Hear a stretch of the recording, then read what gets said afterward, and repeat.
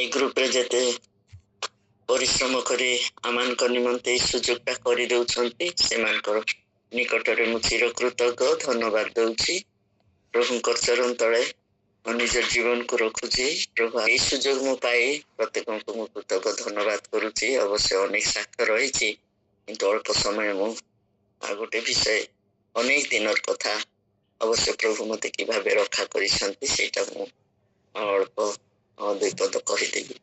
ପ୍ରଭୁଙ୍କ ଧନ୍ୟବାଦ କରୁଛି।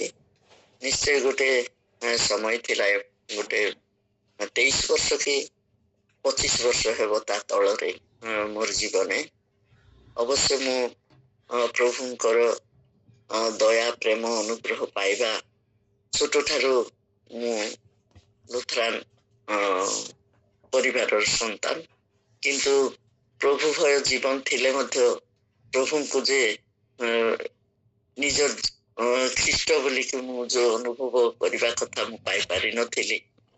ଯେତେବେଳେ କି ମୁଁ ବିବାହ ହେଲା ପରେ ବାସ୍ତୁରୀ ସାଲରେ ପ୍ରଭୁ ମତେ ଦୟା କଲେ। ଲୁଥରାନରେ ତ ଅବଶ୍ୟ ପାଣି ଛିଞ୍ଚା ଡୁବନ ଥାଏ, ତାପରେ କନଫର୍ମେସନ ଥାଏ, ସେଇଟା ମୁଁ ପାଇଛି। ତାପରେ ବିବାହ ପରେ ସହଭାଗିତା ମଣ୍ଡଳୀକୁ ବିବାହ ହୋଇଥିଲି। ମୁଁ ସେଇ ସୁଯୋଗରେ ମତେ ପରିତ୍ରାଣ ଧରେଇଥିଲେ। ସେଇ ବାସ୍ତୁରୀ ସାଲର 26 ତାରିଖରେ ଅଗଷ୍ଟ 26ରେ ପରିତ୍ରାଣ ଧରେଇଲେ। 27 ତାରିଖରେ ମତେ ଡୁବିତ କଲେ। ମୁଁ ଡୁବନ ପାଇଥିଲି। ସେଇ ଡୁବନ ହେଲା ପରେ ସ୍ୱାମୀ ସ୍ତ୍ରୀକୁ ନେଇକି ଗୋଟେ ଭକ୍ତ ସଭାର ମାଧ୍ୟମରେ ସେଇ ଗୋଟେ ମଣ୍ଡଳୀର ନିସ୍ତାର ସଭା ଥିଲା, ସେଇ ମଣ୍ଡଳୀରେ ହସ୍ତାର୍ପଣ ଦେଇକି ସ୍ୱାମୀ ସ୍ତ୍ରୀକୁ ସେ ଗୋଟେ ମହା ପ୍ରେରିତିକ ଅଥରିଟି ପାଇଥିଲେ ପ୍ରଭୁଙ୍କ ଆଡୁ। ନିଶ୍ଚୟ ସେଟା ଭାବବାଣୀ ହେଇଥିଲା, ସେ ଭାବବାଦୀ ମଧ୍ୟ ଥିଲେ। ସେଇ ବାକ୍ୟ ଅନୁସାରେ ପ୍ରଭୁଙ୍କର ସେଇ ଶକ୍ତି ପ୍ରାପ୍ତ ଥିଲେ। ତାଙ୍କରି ହସ୍ତାର୍ପଣ ପ୍ରାର୍ଥନା ଯେତେବେଳେ ସେଇ 27 ତାରିଖରେ ଅଗଷ୍ଟ ବାସ୍ତୁରୀ ସାଲର ଅଗଷ୍ଟ 27 ତାରିଖରେ ହସ୍ତାର୍ପଣ ପ୍ରାର୍ଥନା ସଭାର ମାଧ୍ୟମେ ଆମମାନଙ୍କୁ ସ୍ୱାମୀ ସ୍ତ୍ରୀକୁ ଠିଆ କରିକି ମୁଁ ଯେତେବେଳେ ସାକ୍ଷ୍ୟ ଦେଇଥିଲି, ସେଇ ସାକ୍ଷ୍ୟ ପରେ ସ୍ୱାମୀ ସ୍ତ୍ରୀକୁ ଡାକିଲେ ପୁଲପେଟ ପାଖକୁ, ଆଉ ପ୍ରାର୍ଥନା ହସ୍ତାର୍ପଣ କରିଥିଲେ। ସେଇ ହସ୍ତାର୍ପଣ ପ୍ରାର୍ଥନାଟା ମତେ ଆଜି ମଧ୍ୟ ମୁଁ ମନେ କରେ। ସେଇଟା ଗୋଟେ ଅଦ୍ବିତୀୟ। ପ୍ରଭୁ ଯୀଶୁ ଯେତେବେଳେ କି ସେ ଅନ୍ଧକୁ ଯେ ଛୁଇଁ ଦେଇଥିଲେ, ସେଇ ଛୁଇଁବା ଦ୍ୱାରା ସୁସ୍ଥ ହେଇଯାଇଥିଲା ସେ ଅନ୍ଧ, କହିବା ଦ୍ୱାରା ସେ ସୁସ୍ଥ ହେଇଯାଇଥିଲା ସେ ଅନ୍ଧ। ମୋର ସେଇ ପ୍ରାର୍ଥନା ଦ୍ୱାରା ମୋର ଆତ୍ମିକ ଜୀବନର ଯୋଉ ଅନ୍ଧତା ଜଡତା ଥିଲା ସେଇଟା ନିଶ୍ଚୟ ଫିଟି ଯାଇଥିଲା। ମୁଁ ଦେଖି ପାରିଥିଲି ପ୍ରଭୁଙ୍କର ସେଇ ପ୍ରେମ। ଏବେ ସେଇ ପ୍ରେମରେ ନିଜକୁ ତାଙ୍କରି ସେଇ ପାହାଚ ପରେ ପାହାଚ ପ୍ରତିଦିନ ପ୍ରଭୁ ମତେ ତାଙ୍କରି ଅନୁଗ୍ରହର ଭିତରେ ନେଇ ଆଜି ପର୍ଯ୍ୟନ୍ତ ପ୍ରଭୁଙ୍କ ଚରଣ ତଳେ ସମର୍ପିତ ଉତ୍ସର୍ଗିତ ଆଉ ସେଇ ସମସ୍ତ ଆଶୀର୍ବାଦର ଅନୁଗ୍ରହର ଭିତରେ ନେଇ ଆସିଛନ୍ତି। ଏଥିପାଇଁ ମୁଁ ଧନ୍ୟବାଦ।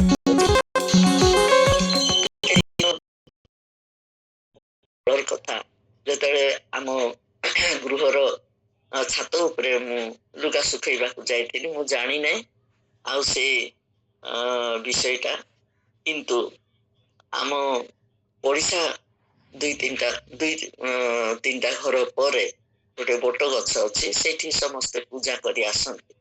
ସେଠି ଗୋଟେ ଛୋଟ ମନ୍ଦିର ଭଳିଆ ରଖିଛନ୍ତି।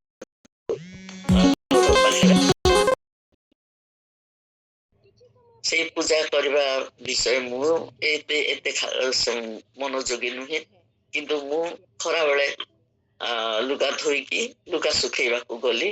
ମୁଣ୍ଡର ଚୁଟି ଧୋଇ ଦେଇଥିଲି, ମୁକୁଳା କରିକି ମୁଁ ଯାଇକି ଲୁଗା ଶୁଖେଇଛି।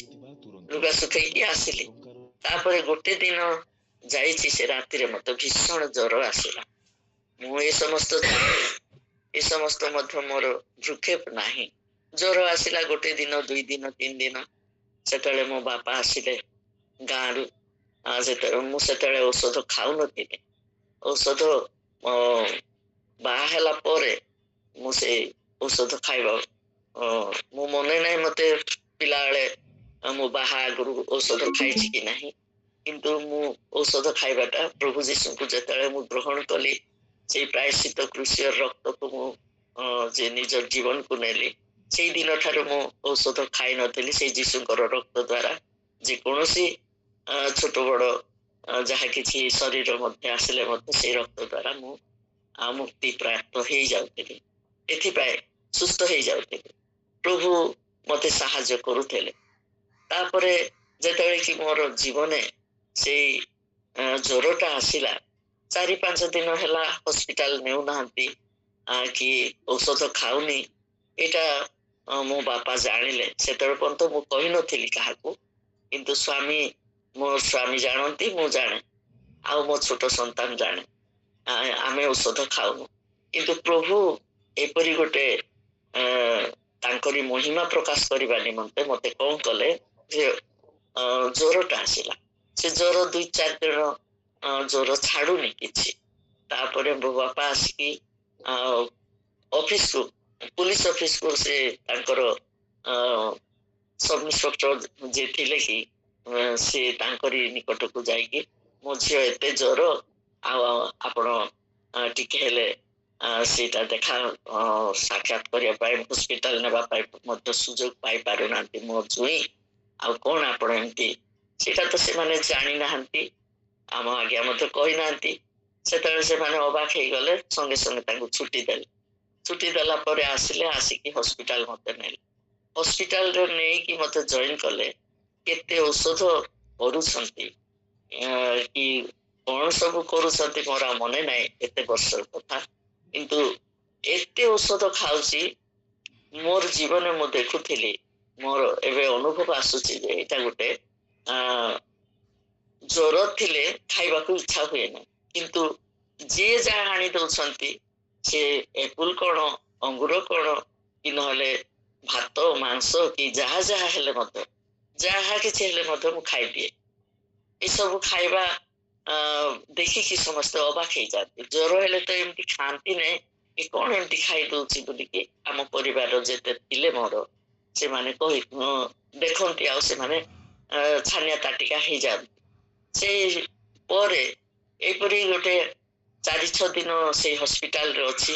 ଅନେକ ଲୋକ ଦେଖି ଆସୁଛନ୍ତି, ଆଉ ଜ୍ୱର ତ ଜ୍ୱର, ଏଇ ଜ୍ୱର ତ ଛାଡୁନି, ଆଉ ଗୋଟେ ଦିନ ପରେ ଆଉ ଗୋଟେ ଦିନ ଏମିତି ମେଡିସିନ ଦଉଛନ୍ତି, ଏମିତି ଏକା ରହିଛି। ତାପରେ କଣ ହେଲା, ଆମର ଯୋଉ ଏବେ ଆସାମ ଯାଇକି ଯୋଉ ସିରିୟସ ହେଇଯାଇଥିଲେ ସେଇ ପ୍ରଭୁଙ୍କର ଦାସୀ, ତାଙ୍କ ସହିତ ଆଉ ଗୋଟେ ଆମ ନିଜର ରିଲେଟିଭ ହୁଅନ୍ତି, ଆମର ପିସି ହେବେ ତାଙ୍କେ, ସିଏ ବି ପ୍ରଭୁଙ୍କର କାର୍ଯ୍ୟ କରୁଥିଲେ। 2 ଭଉଣୀ, ଆଶ୍ୱାସିନୀ ଛିଞ୍ଚାଣି ବୋଲି, ସିଏ ଆଉ ଦେଖିଲେ ମତେ, ହସ୍ପିଟାଲକୁ ଆସିକି ଦେଖିଲେ। ତାପରେ ସେ ହସ୍ପିଟାଲରେ ସେ ଯେତେବେଳେ ମତେ ମୋ ପାଇଁ ପ୍ରାର୍ଥନା କଲେ, ତାଙ୍କୁ ଗୋଟେ ଅନୁଭବ କଣ ଆସିଲା, କଣ ଏଇଟା ଜ୍ୱର ନାହିଁ, ଏଇଟା କଣ ଗୋଟେ ଶୈତାନର କାର୍ଯ୍ୟ, ଏଇଟା ସେ ଅନୁଭବ କଲେ। ତାପରେ ଆଜ୍ଞାଙ୍କୁ କହିଲେ, ଆଉ କାଲିକି ରବିବାର ଅଛି, ମୁଁ ଚର୍ଚ୍ଚ କରିବି ନାହିଁ। ଆମର ସେ ଆସାମରେ ଯୋଉ ସିରିୟସ ହେଇଥିଲେ ତାଙ୍କୁ ସେ ଚର୍ଚ୍ଚ କରିବା ପାଇଁ ଦେଇଦେଲେ। ମୁଁ ସକାଳୁ ଆସିବି, ଆଉ ଘର ସବୁ ଧୁଆ ଧୁଇ କରିବ, ଆଉ ଆମେ ଘରକୁ ନେଇଯିବା, ସବୁ ଘର ଧୁଆ ଧୁଇ କରିବ, ଘରକୁ ନେଇଯିବା, ସେଇଠି ପ୍ରାର୍ଥନା କରିବା, ମୁଁ ଘରକୁ ଆସିବି ବୋଲିକି ସେଇ ହସ୍ପିଟାଲରେ କହିକି ଚାଲିଗଲେ। ତାପରେ ସେଇ ଦିନଟା ଶନିବାର ଦିନ ଥିଲା। ରବିବାର ଦିନ ଆମ ଘରେ ଯେତେ ଲୋକ ଥିଲେ ସେ ସବୁ ଘର ଦ୍ୱାର ପୋଛାପୋଛି କରି ଧୁଆ ଧୁଇ କଲେ। ତାପରେ ସକାଳୁ ମତେ ହସ୍ପିଟାଲରୁ ଜ୍ୱର କମି ନାହିଁ ଅବଶ୍ୟ, କିନ୍ତୁ ଡକ୍ଟରକୁ କହିକି ଘରକୁ ନେଇ ଆସିଲା ପରେ ସେଇଟା ପୁନରୁତ୍ଥାନ ଦିନ, ପ୍ରଭୁଙ୍କର ବିଜୟ ଦିନ। ଆଉ ଚର୍ଚ୍ଚ ନ ଯାଇକି ଆମ ପରିବାରରେ ଯେତିକି ଲୋକ ଥିଲେ, ଆଜ୍ଞା ବି ଯାଇନାହାନ୍ତି ଚର୍ଚ୍ଚକୁ, ଆଉ ଆମେ ସେଇ ପିସି ଆସିଲେ, ପ୍ରଭୁଙ୍କର ଦାସୀ ଆସିକି ରକ୍ତର ଗୀତ ଗୋଟେ 2-4ଟା ଗାଇକି ଯେତେବେଳେ ଧମକ ଦେଇକି ପ୍ରାର୍ଥନା କଲେ, ସେଇ ପ୍ରାର୍ଥନାର ବଳେ ଯେ ପ୍ରଭୁ ମତେ ସେଇ ଶୈତାନର ଶକ୍ତି, ଶୈତାନର କାର୍ଯ୍ୟଟା ଯୋଉଟା କି ମୋ ଶରୀରେ ସେ ଶୈତାନ ଆକ୍ରମଣ କରିଥିଲା, ସେଇ ଶୈତାନର କାର୍ଯ୍ୟଟା ସେ ଦୂରୀକୃତ ହେବାର ନିଜେ ତାଙ୍କର ଚକ୍ଷୁରେ ସେ ଦେଖିଲେ, ଆଉ ମୋର ଜୀବନରେ ମଧ୍ୟ ମୁଁ ଅନୁଭବ କରିଥିଲି। ଏଇଟା ପ୍ରଭୁଙ୍କର ଦୟା, ପ୍ରଭୁଙ୍କର ଅନୁଗ୍ରହ, ପ୍ରଭୁଙ୍କର କରୁଣା ଆମମାନଙ୍କ ନିମନ୍ତେ ସେ ମହତ୍ କାର୍ଯ୍ୟ ସେ କରିଥିଲେ। ମୁଁ ହସ୍ପିଟାଲରେ ଯାଇକି ଯଦି ଯେତେ ଦିନ ଥିଲେ ମଧ୍ୟ ମୁଁ ସେଇ ଶରୀରରେ ମୃତ୍ୟୁ ହେଇଥାନ୍ତି, ଆତ୍ମାରେ ମଧ୍ୟ ମୁଁ ମୃତ୍ୟୁ ହେଇଥାନ୍ତି, କିନ୍ତୁ ପ୍ରଭୁ ମତେ ଶରୀରରେ ସୁସ୍ଥ କଲେ ଆଉ ଆତ୍ମାରେ ମଧ୍ୟ ତାଙ୍କରି ରକ୍ତରେ ସେଚିତ କରିକି ମତେ ପୁନର୍ଜୀବିତ କଲେ। ପବିତ୍ର ଆତ୍ମାର ଶକ୍ତି ଦ୍ୱାରା ମତେ ପୁନର୍ଜୀବିତ କରି ସୁସ୍ଥ ସବଳରେ ରଖିଲେ। ଆଉ ଏଇ କାର୍ଯ୍ୟଟା ପ୍ରତ୍ୟେକ ଆଶ୍ଚର୍ଯ୍ୟ ହେଇଗଲେ, ନିଶ୍ଚୟ ଏଇଟା ଶୈତାନର କାର୍ଯ୍ୟ ଥିଲା। এই ଅନୁଗ୍ରହର ଯେ ସମସ୍ତ ବିଷୟଟା ଯେତେବେଳେ ପ୍ରକାଶିତ ହେଲା, ଚର୍ଚ୍ଚରେ ମୁଁ ଯାଇକି ସାକ୍ଷ୍ୟ ଦେଇଥିଲି। ଆଉ ପ୍ରତ୍ୟେକ ଯେତେ ଲୋକ ଆସୁଥିଲେ ସେମାନଙ୍କୁ ମଧ୍ୟ ମୁଁ ସାକ୍ଷ୍ୟ ଦେଇଥିଲି। ମୁଁ ଔଷଧ ଖାଉନଥିଲି, କିନ୍ତୁ ସେ ଔଷଧ ବାଧ୍ୟ କରିକି ଖାଇବା ପାଇଁ ଦେଲେ, କିନ୍ତୁ କୌଣସି କାର୍ଯ୍ୟ ସେଥିରେ ହେଇନଥିଲା। ପ୍ରଭୁଙ୍କର ଗୋଟେ ମାତ୍ର ସେ ଉପବାସ ପ୍ରାର୍ଥନା କରି ଆସିଥିଲେ, ଆମମାନେ ମଧ୍ୟ ଉପବାସ କରିଥିଲୁ। ପ୍ରଭୁ ଆଶ୍ଚର୍ଯ୍ୟ ଭାବେ ସେଇ ପ୍ରାର୍ଥନା ଶୁଣି ମତେ ସୁସ୍ଥ କରି ଆଜି ପର୍ଯ୍ୟନ୍ତ ପ୍ରଭୁ ମତେ ପ୍ରାଣୀ ବଞ୍ଚାଇ ରଖିଛନ୍ତି। ପ୍ରଭୁଙ୍କର ଦୟା ଅନୁଗ୍ରହ ଗୁଣେ ଆମେ ପରିବାରେ ରକ୍ଷା ପାଇ ଆସିଛୁ। ଧନ୍ୟ ପ୍ରଭୁ, ଧନ୍ୟ ତାଙ୍କରି ନାମ। ଏଇ ଛୋଟ ସାକ୍ଷରେ ପ୍ରଭୁ ଗୌରବାନ୍ୱିତ ହୁଅନ୍ତୁ। ଆମେନ୍।